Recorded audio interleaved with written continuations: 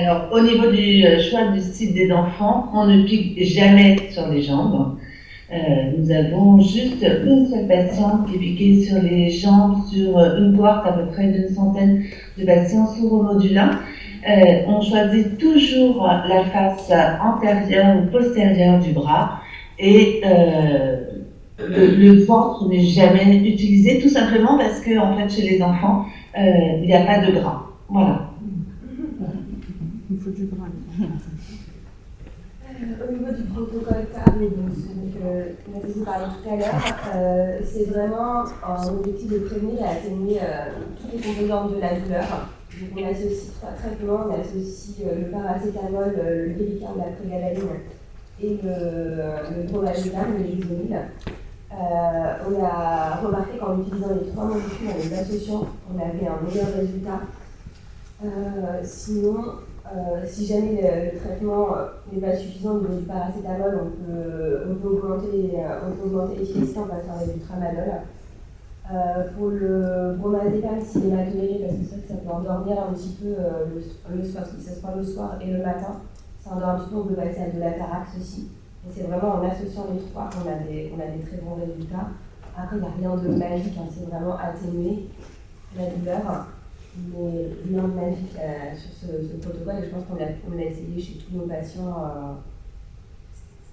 C'est paracétamol, il faut pas avaler, mais il faut bromazépam, c'est ça? Ouais. Et leur autre nom, c'est le Lyrica de là-dedans? Oui, le Lyrica, c'est prégabaline.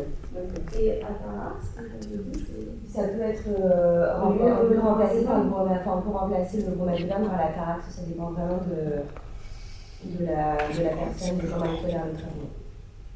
Je vais juste dire un truc en plus par rapport à la mise en place du café. Ça peut faire mal quand on touche en nerf directement avec l'aiguille. D'accord. Quand on pique directement et que ça touche en nerf, ça fait mal. Et moi, en général, je repique juste après parce que du coup, sinon, ça me fait encore plus mal avec l'inflammation. En fait. Du coup, tu repiques. Je repique directement après, en fait. Je le renlève directement parce que sinon, je sais que ça va faire encore plus mal après. D'accord. Maintenant, excuse-moi, je n'ai pas entendu ce que disait la dame. Ça fait mal avec le système, c'est ça? En fait, quand on pique avec l'aiguille dans un nerf, directement dans un nerf, parce qu'on ne peut pas savoir quand on pique, en fait. C'est ça. Quand vous piquez avec le système, c'est ça qui a été vu sur les... Ouais, avec l'autopiqueur. Avec l'autopiqueur. Nous, en pédiatrie, on n'utilise pas du tout le système parce que effectivement, à chaque fois qu'il y a eu besoin de l'utiliser, ça a été très douloureux pour les patients. Donc en fait, on pique directement à l'aiguille sans utiliser le système. Tu as déjà essayé d'autres cathés? Oui, j'ai essayé un bras, mais d'autres systèmes de cathés, nous on pique en perpendiculaire, mais tu as le tangentiel aussi, c'est ce que j'utilise. C'est quelle aiguille tu utilises? Parce que nous, oui, on pique en tangentiel. On n'a pas le système avec. Elle a déjà essayé. Et de refuser. Vous allez peut-être, effectivement, on n'en a pas parlé quand on s'est vu. Il y a un système avec l'aiguille qui est perpendiculaire, en fait, et nous, on n'utilise pas du tout ça parce que ça fait très très mal. Ça dépend des personnes, c'est pour ça qu'après, il faut en parler avec le prestataire, il y en a plusieurs options de cathé aussi. Oui, mais quand je dis que ça fait très très mal, je parle en pédiatrie, hein, bien évidemment, je pense qu'après, il n'y a pas la même surface et la même profondeur. C'est pour ça que nous, on a abandonné et le système pour piquer et cette aiguille perpendiculaire. Je pense que la problématique dont parle Mélissa, en fait, elle est en train de donner un truc.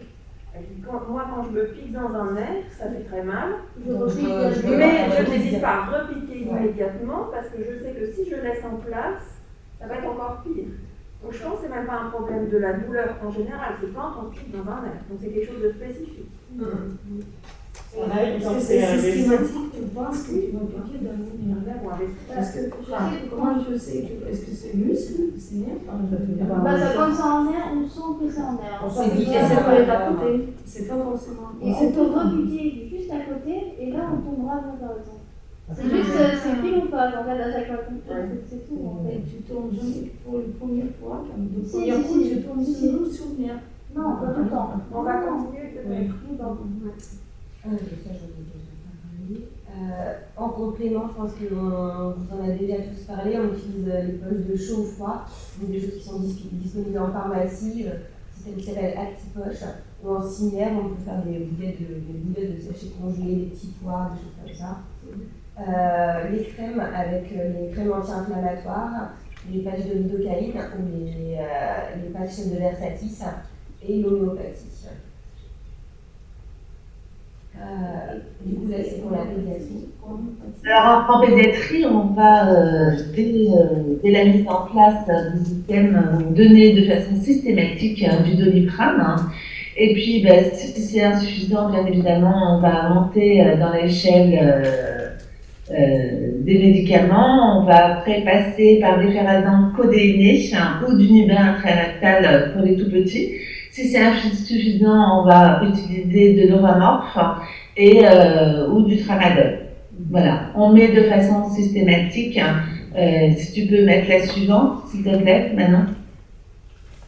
Voilà, on va ajouter de façon systématique les anesthésiants locaux et ceci jusqu'à la fin de la douleur de la première semaine et si la douleur reprend de temps en temps, parce que je pense que parfois ça doit aussi vous arriver de temps en temps, vous avez à nouveau mal, et ben on reprend son système de Doliprane et de crème de façon systématique. On va prendre de l'Actipoche et puis nous on aime bien les petits pois congelés parce que c'est très pratique aussi. Et une chose importante, c'est quand on est chez les enfants, il ne faut pas appliquer directement la poche sur le site qui est bien sûr protégé par du cellophane ou un tégaderme, pour pas mouiller le pansement. Mais on va faire petit à petit, on va faire un jeu avec les enfants en remontant les petits pois tout doucement pour anesthésier petit à petit. Et comme ça, on pourra leur poser plus facilement sur le bras plutôt qu'arriver effectivement leur poser sur un bras qui fait très mal. Bien sûr, la nuit, on met les patchs de Versatis de façon systématique. Et on arrête quand il n'y a plus de douleur pour reprendre, comme je vous l'ai dit tout à l'heure, si la douleur reprend. Donc c'est ça un petit peu, là il y avait des différences dans nos prises en charge. Nous, pour l'adulte, je suis jamais vraiment vu monter jusqu'au morphinique pour la douleur, alors que s'ils le font chez l'enfant, je vois qu'on ne pourrait pas le faire chez l'adulte. Donc c'est des choses que je dois revoir de mon côté avec les médecins. Je ne sais pas pour les sachets de froid, les sachets de congelés, je ne sais pas si tu les utilises. Nous, on les mettait directement sur l'endroit douloureux, alors qu'en parlant avec Isabelle, il faut commencer à l'extrémité, le temps que ça s'habitue. Moi, c'est pas la pose directement non, mais avec par exemple une pochette et on met directement dessus. Enfin, moi, c'est ce que je fais. Ça fait mal, mais bon, après, voilà. Et au niveau des traitements antalgiques, au niveau adulte, Adulte, j'ai fait moi j'en ai pas, mais xylocaïne, j'en mets des fois. C'est froid, donc ça atténue très vite. Après, ça se réchauffe vite aussi. Versatis aussi, je peux mettre. Et après, moi j'ai également pris une. Et là, du coup, ça, le Versatis, ils le mettent je pense qu'Isabelle, vous le mettez en systématique la nuit, tout le temps, tant qu'il y a des douleurs. Oui. Ouais, tu le mets en systématique aussi. Moi, je le mets, mais après, c'est vrai que ça se fait tellement vite que ça va faire longtemps. Et au niveau du traitement antalgique que tu prends Morphine. Morphine. Je prends, après, c'est vrai que je me suis habituée petit à petit aux antidouleurs, du coup.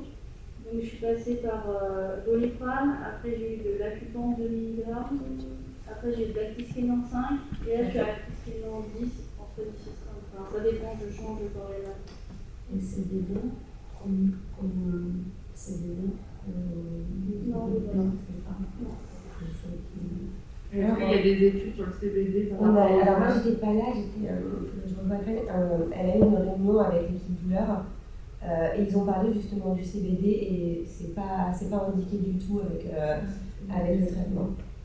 Alors à propos du CBD, en fait, on a posé la question à Marie-Camille Chaumet, qui est pharmacien, Et en fait, ils sont tout à fait ouverts pour pouvoir faire un test. Alors, ça va pas se faire immédiatement, mais on en parle. Mais pas On on va va- on va donner un petit peu pour voir si c'est faisable, d'abord, s'il n'y a pas de contre-indication.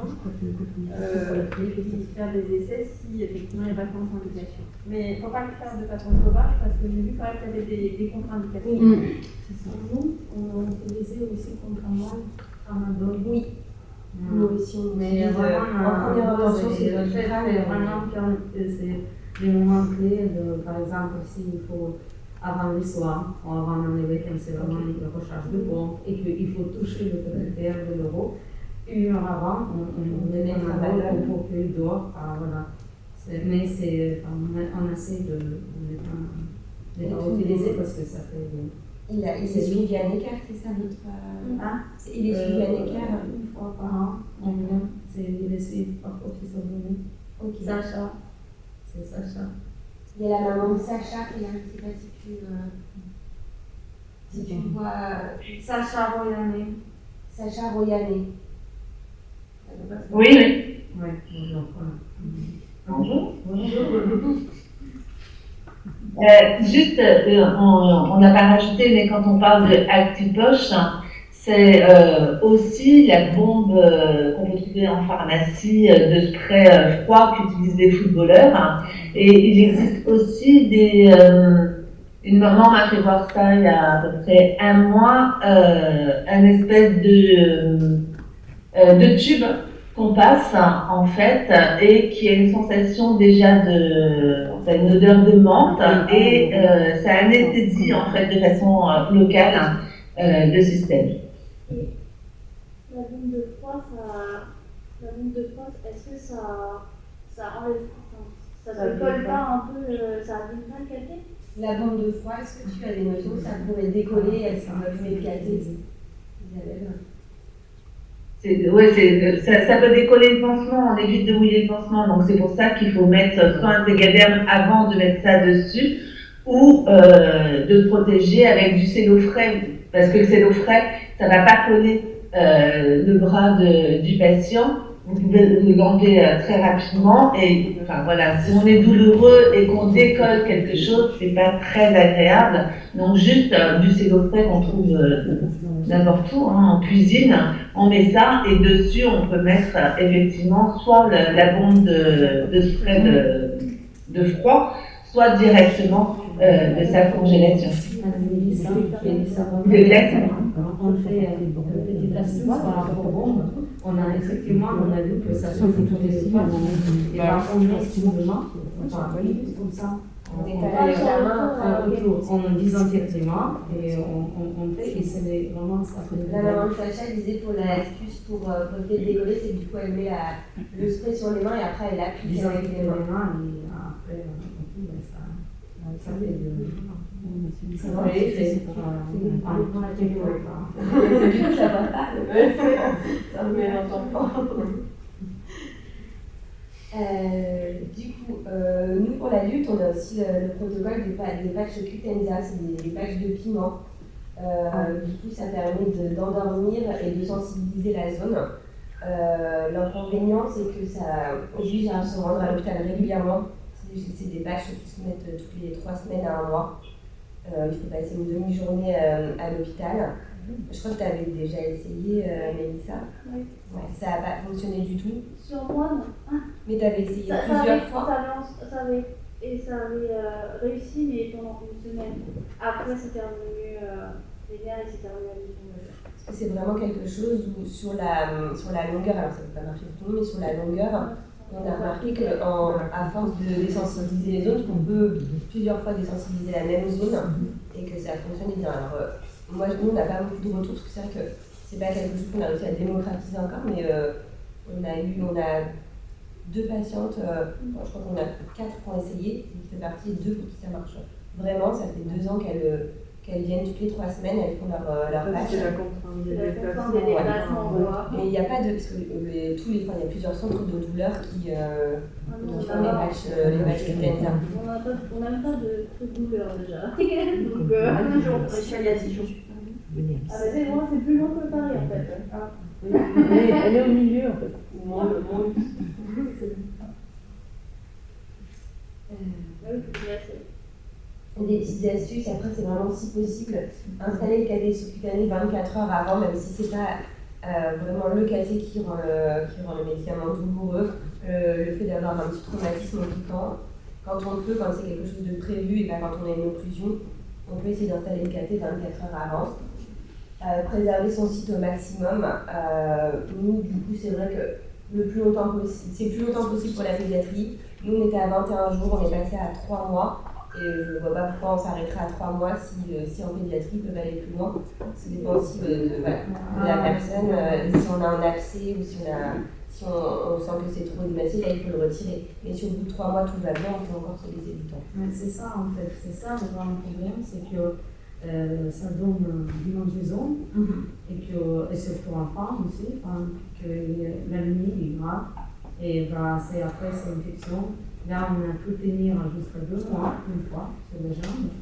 Là sur le bras on a tenu 20 jours, on avait accès. Après c'est un autre pareil, c'est accès.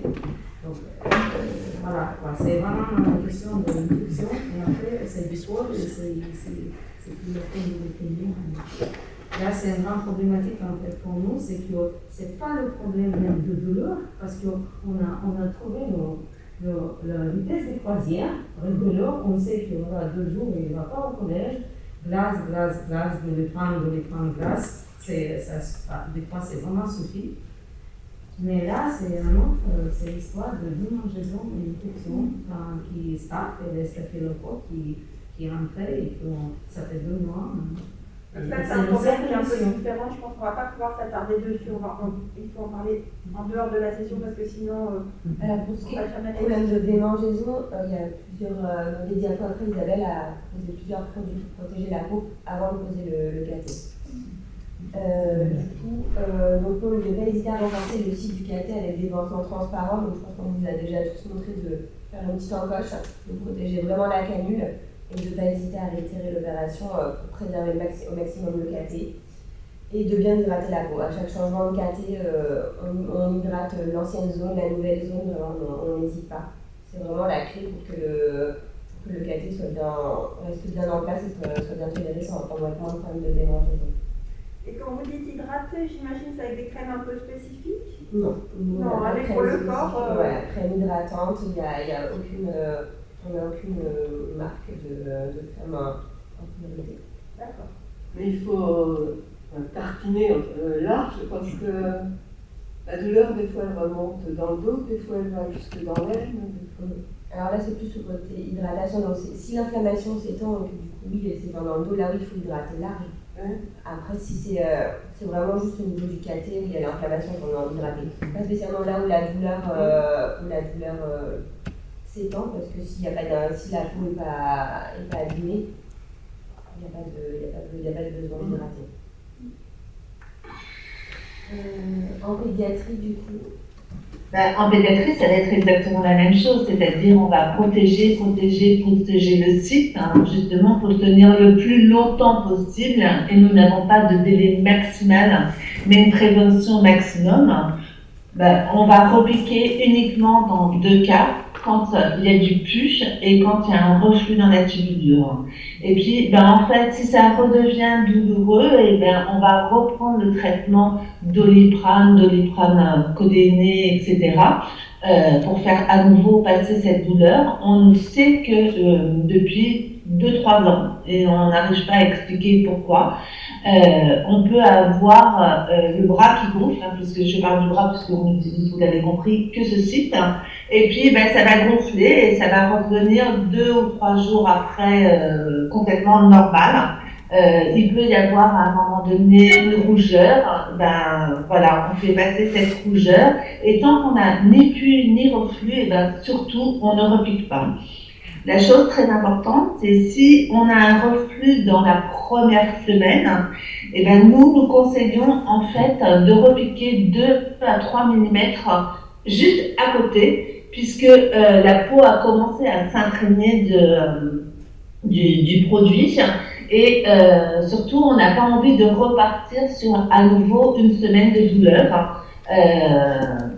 Et donc, on repique très légèrement à côté en espérant que dans ces cas-là, on ne va pas avoir à nouveau un reflux.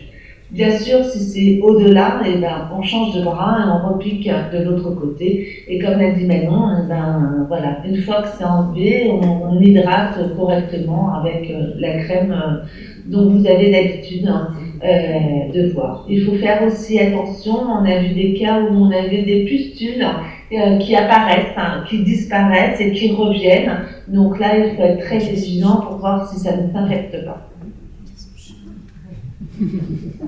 Alors après les astuces, peut-être Ryan et Hélène en ont parlé tout à l'heure, et ben, pour protéger en fait notre site, qui est quand même très très précieux, on va utiliser le brassard pour aller dans l'eau. Le brassard de protection, style brassard de capitaine de football, et puis surtout on va coller, recoller et re-recoller, quitte quand on recolle à pas enlever si ce nouveau système commence à se redécoller, ne pas l'enlever pour pas risquer d'enlever le site, mais en recoller un par-dessus. Et on a vu des enfants avec effectivement plusieurs tégadermes collés les uns sur les autres. Tant qu'on voit le site, pour nous, ça ne nous pose aucun problème, même s'il y en a plusieurs. Alors, les réactions dermatologiques, je viens d'en parler, mais on sait que 70% à peu près de nos patients vont avoir une réaction cutanée. Donc, ça peut être sécheresse de la peau, ça peut être pustule, ça peut être plein de choses. Et donc, on va mettre des pansements, des barrières, des cols, des soins très importants. Les soins d'hygiène, bien évidemment, sont hyper importants.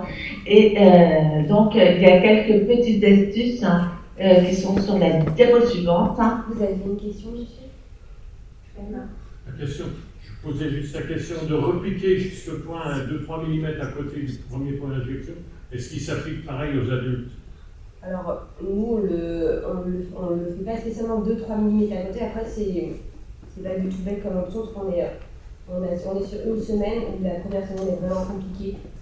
Si l'endroit, si c'est possible, parce que si c'est inflammé, vous avez la peine de toucher, j'imagine que si on piquait 2-3 mm à côté, ça va être compliqué. Si vous sentez de repiquer juste à côté pour pas repartir sur une nouvelle zone, on peut le faire aussi chez l'adulte.